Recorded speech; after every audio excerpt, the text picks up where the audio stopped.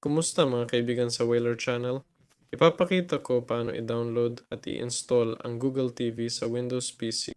Para dito, punta tayo sa Google at i-search ang Android Studio. Puntahan ang unang link at i-download ang Android Studio. Ayan. Hintayin natin matapos mag-download. Pagkatapos, buksan ang exe file.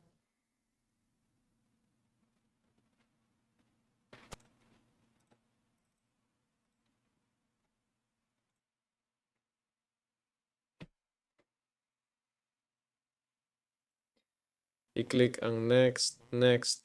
Dito piliin ang installation path. Sa akin, sa disk E. Dito gawa ako ng Android Studio folder. Click OK, Next, tapos i-install. Pagtapos na, click Next, open Android Studio at hintayin mabuksan. Pwede mong i-click Don't Send o Send.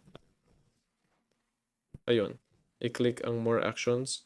Kailangan natin ng Virtual Device Manager.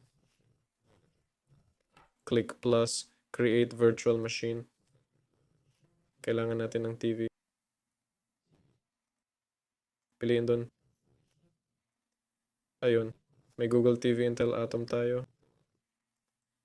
I-click ang Finish, tapos Yes.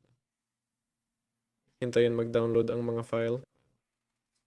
I-click ang Finish. Binuksan na natin ang TV.